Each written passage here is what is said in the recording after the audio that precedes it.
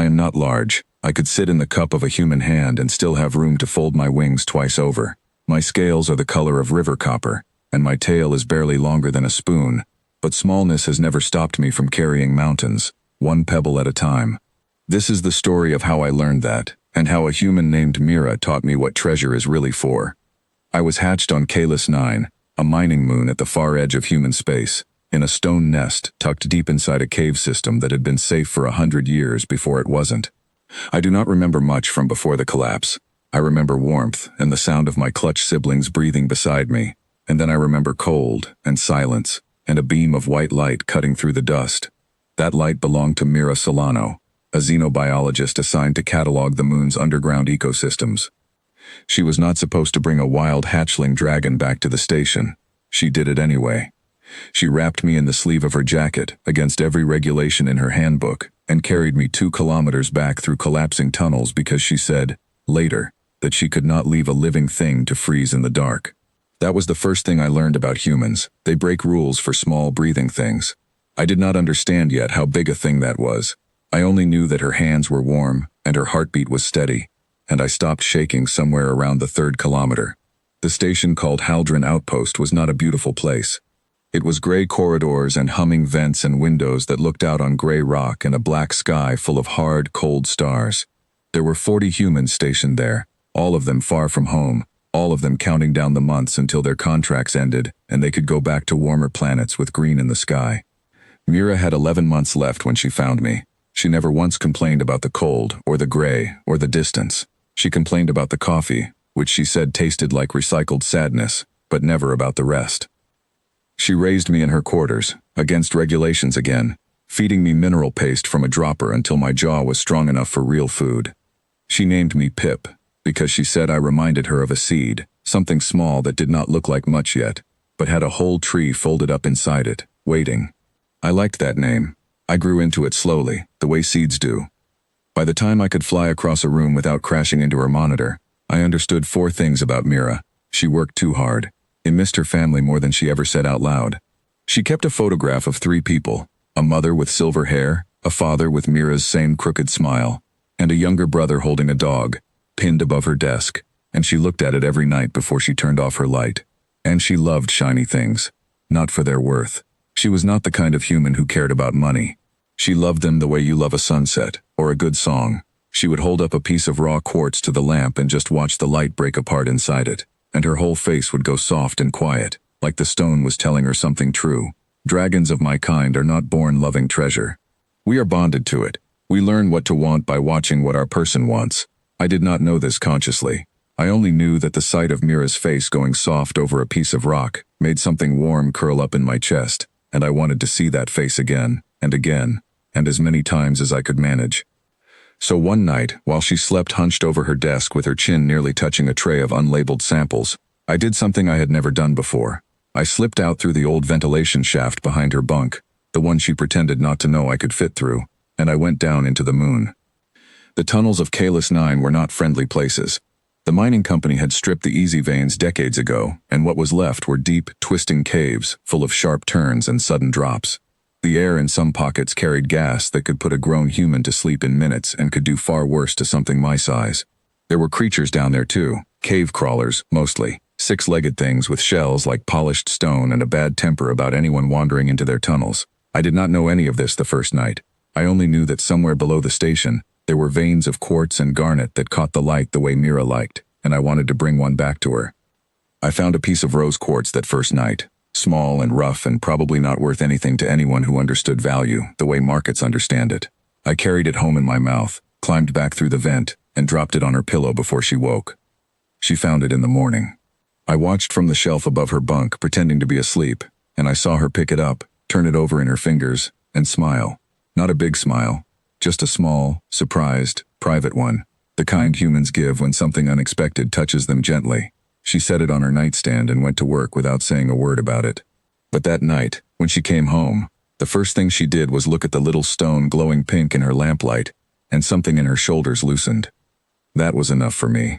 I decided, right there, that I would do it again. I did not tell her what I was doing. I do not think I could have explained it even if I tried, since I did not fully understand it myself yet. I only knew that every sun cycle, while the station slept, I would go down into the tunnels and bring something back. Some nights it was nothing more than a fleck of ordinary mica that caught the light in a pretty way. Other nights I found real treasure, a shard of blue crystal, a vein of garnet no bigger than my claw, once a strange black stone that seemed to hold tiny stars inside it, which I later learned was a kind of volcanic glass the mining surveys had never bothered to catalog. I hid everything under the loose floorboard in the station's small greenhouse, in a gap behind the irrigation pipes where no one ever looked. I told myself I did not yet know why I was collecting them all in one place instead of giving them to Mira one at a time, the way I had with the rose quartz. I think, if I am honest, some part of me already knew. Some part of me was already building towards something bigger than a single stone on a pillow. The tunnels grew more dangerous the deeper I went, and I went deeper every cycle, because the shallow veins were picked over fast and the good stones lived further down. I learned to read the caves the way Mira read her instruments, which cracks in the rock meant a gas pocket waited beyond them, which patches of silence meant a cave crawler was listening rather than sleeping, which tunnels breathed warm air that meant they connected to something unstable further in. I was not always careful enough. Twice I flew too close to a gas pocket and had to turn back with my head spinning and my wings barely holding me steady, gliding home low and clumsy, terrified I would crash before I reached the vent. Once a cave crawler caught the edge of my tail in its claw, and I only escaped by dropping the garnet I had been carrying and diving straight up through a crack too narrow for the creature to follow. I went back for that garnet 3 nights later, once the crawler had moved on. I do not know why it mattered so much to me. It was just a stone. But it had cost me something, and I did not want that cost to be wasted. The worst night was the one where a section of tunnel gave way behind me, while I was deep in a new vein, chasing a thread of raw sapphire ore that glinted blue even in the dim light of my own small glow. The collapse sealed the way I had come. I remember the panic clearly, the way my breath came too fast, the way the dust filled the air until I could not see my own claws in front of me. I thought for a long moment that I would die down there the way my clutch siblings had died, in the dark, under stone, with no one to carry me home. But I did not panic for long. I made myself remember what Mira had taught me, without ever meaning to teach me anything. The way she stayed calm during station emergencies. The way she once talked an entire team through a scrubber failure in a voice as steady as still water, even though I later learned she had been terrified the whole time. I made myself breathe slowly. I made myself think instead of thrash. And eventually I found a narrow gap near the ceiling of the collapsed section, small enough for a fully grown crawler to miss but just wide enough for a dragon my size to squeeze through. I came home with 3 pieces of sapphire ore, my wing membrane torn along one edge, and dust so thick in my scales that Mira gasped when she saw me in the morning light. She did not know, then, where I had been. But she saw the tear in my wing and she saw the exhaustion in the way I could barely lift my head, and she held out her palm without asking a single question. I do not think she wanted to know yet. I think some part of her understood that whatever I was doing, I needed to do it my own way, and that asking too many questions might make me stop. She cleaned the tear in my wing with careful, gentle hands, the same hands that had carried me out of a collapsed cave when I was small enough to fit in her sleeve. She did not scold me. She only said, quietly, "You're going to get yourself killed one of these cycles, you know that?" But there was no anger in it. There was something else in her voice, something that sounded almost like the way I imagine a parent sounds when their child does something reckless and brave at the same time, and they are too proud and too frightened to know which feeling should win. I healed. The tear closed within a few cycles, leaving only a faint line in the membrane that I still have today, a small map of that night stitched into my own wing, and I kept going back down into the tunnels, because by then I understood something important. It was not about the stones themselves. It had never really been about the stones. Here is the thing about humans that took me a long time to understand, and that I do not think humans always understand about themselves. They call themselves fragile. Their skin tears easily. Their bones break if you drop them from a modest height. Their lives are short, even the longest ones, compared to the slow turning of stars and moons. They know this about themselves, and they say it like it is a weakness, like it is something to apologize for. But I have watched Mira stand her ground in front of a spooked cave crawler that wandered too close to the station's outer airlock, holding nothing but a flashlight, refusing to run because running would have meant leaving a younger engineer trapped behind her. I have watched her go 22 hours without sleep to keep the station's atmospheric systems running during a dust storm that nearly tore the outer panels loose, humming some old song from her homeworld under her breath the entire time, because she said silence made the fear louder. I have watched her write letters to her family that she knew would take months to arrive, pouring her whole heart onto pages that might reach them after she had already forgotten exactly what she had written, simply because she refused to let distance mean she loved them any less. Humans are not fragile in the way they think they are. They are breakable, yes, but they do the dangerous, uncertain, beautiful things anyway, fully knowing they might not survive them, fully knowing love does not come with any guarantee of safety or return. I do not think there is a braver kind of strong than that. Dragons are built tough. Our scales turn away most blades. Our claws can crack stone.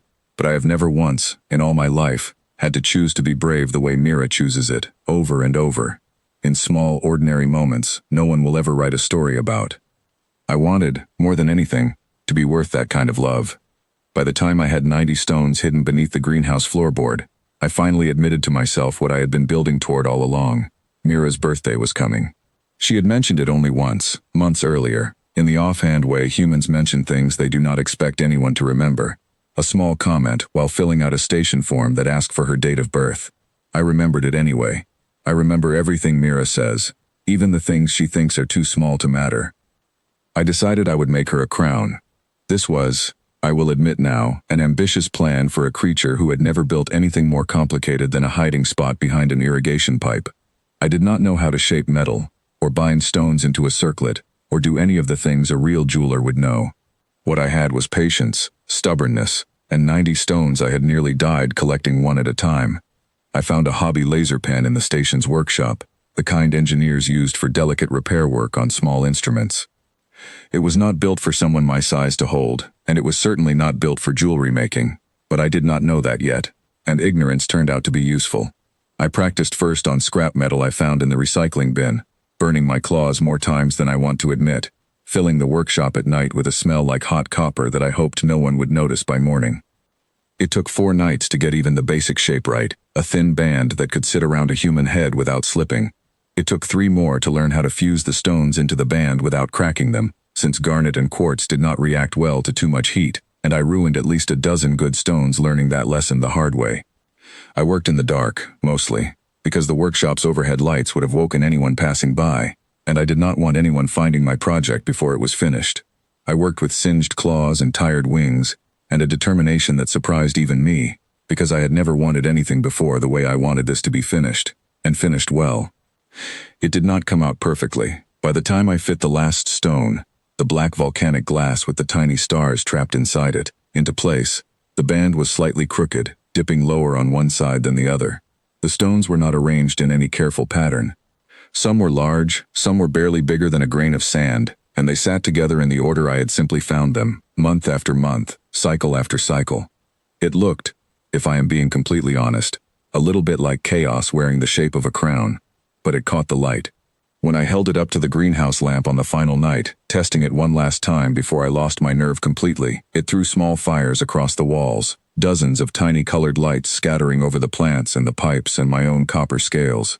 I sat there for a long moment just watching it glow, and I felt something in my chest that I did not have a word for yet. I think now that the word is pride, though it took me a while to learn it. The morning of Mira's birthday arrived like any other morning at Haldron Outpost.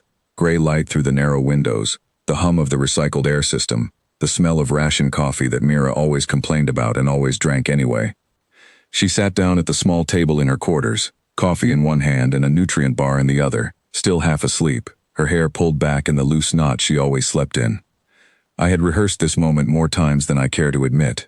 I had imagined myself presenting the crown with some kind of dignity, some careful ceremony worthy of the effort it had taken to make.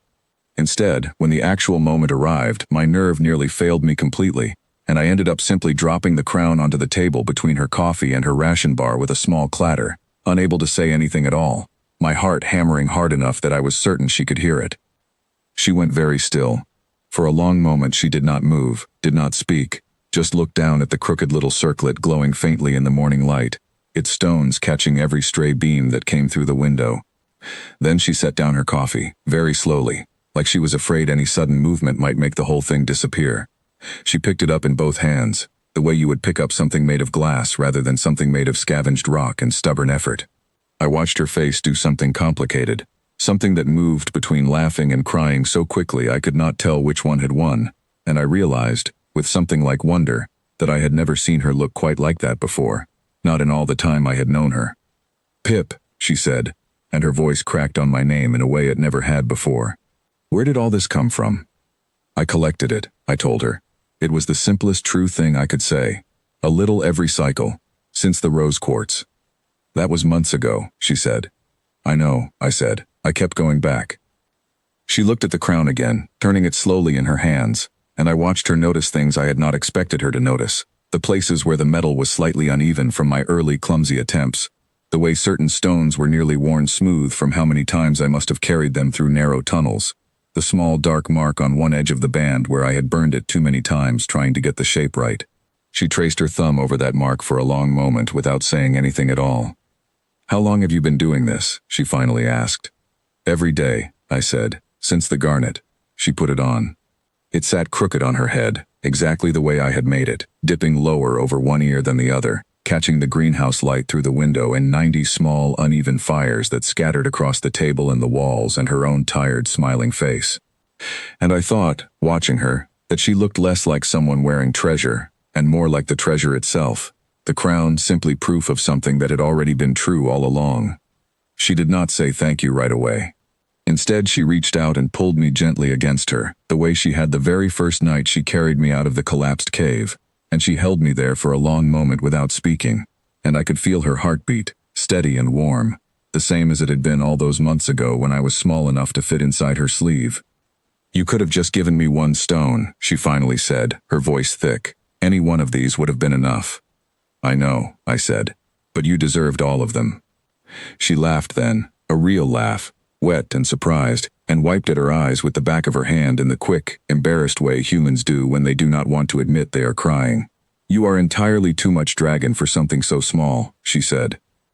I learned it from you, I told her, and I meant it completely. Word of the crown spread through the station faster than I expected, the way small good things often do in places too far from anywhere else for gossip to have much competition.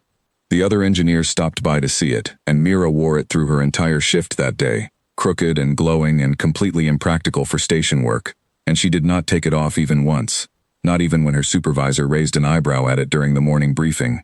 She told everyone who asked exactly where it came from, and I noticed, with some surprise, that she told the story like it was the greatest thing that had ever happened to her, even though by any ordinary measure, it was just a small crooked circlet made of scavenged rock.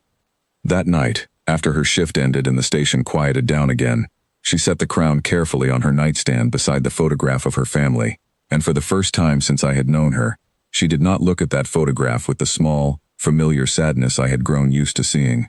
She looked at it, and then she looked at the crown, and then she looked at me, curled up on the shelf above her bunk the way I always slept, and she smiled like something inside her had finally settled into place. I'm going to write to them tonight, she said, meaning her family, meaning the people 6 months away by ship who she missed every single day without ever quite saying so out loud. I'm going to tell them about you, about all of this. Tell them I said hello, I said, and she laughed again, softer this time, and turned off her light. I lay awake a while longer that night, the way I often did, listening to her breathing slow into sleep, thinking about everything the last months had taught me. I am a dragon. My kind is built to want, to gather, to keep. I was made to hoard treasure the way a river is made to run downhill, without choosing it, simply because it is what I am. But Mira taught me, without ever meaning to teach me anything at all, that the finest treasure is not the kind you keep sealed away under floorboards or locked behind claws. It is the kind you give away, piece by piece, cycle by cycle, until an entire crown made of your own effort sits crooked and glowing on someone's head, telling them, more clearly than any words could, that they were worth every single dangerous trip into the dark. I do not collect stones anymore, not the way I used to. There are no more hidden veins left unexplored close enough to the station to be safe, and Mira has asked me, more than once, gently but firmly, to stop taking such risks in the tunnels below. I have mostly agreed, though I suspect she knows I still slip down there now and then, when the urge grows too strong to ignore completely. But I have found other things to gather now. Small moments, quiet mornings, the sound of her laugh when something surprises her, the particular way she says my name when she is proud of me, and the way she still, even now, touches the crown sometimes when she thinks no one is watching, tracing her thumb over that one burned mark on the edge of the band like it is the most precious part of the whole thing. That is what I collect now. Not stones. Reasons to go home. And every single one of them, I have found, is worth far more than anything I ever pulled from the dark, twisting tunnels of Kalis 9. Because stones only catch the light for as long as someone is there to hold them up to it. But love, the kind that carries a frozen hatchling out of a collapsed cave, the kind that stays up all night worrying over a torn wing, the kind that wears a crooked crown proudly through an entire work shift just because it was made with care. Love like that keeps its light long after the stones themselves have been forgotten. I am small. I will likely always be small, compared to the great sweeping distances of space, compared to the slow turning of moons, compared to the long histories of the humans who built stations like Haldron Outpost at the far edges of everywhere. But I do not need to be large to matter. I only need to keep doing what I have always done, ever since that first rose quartz on a sleeping pillow. I need to keep going back into the dark and keep coming home with something worth giving. That is enough. That has always been enough.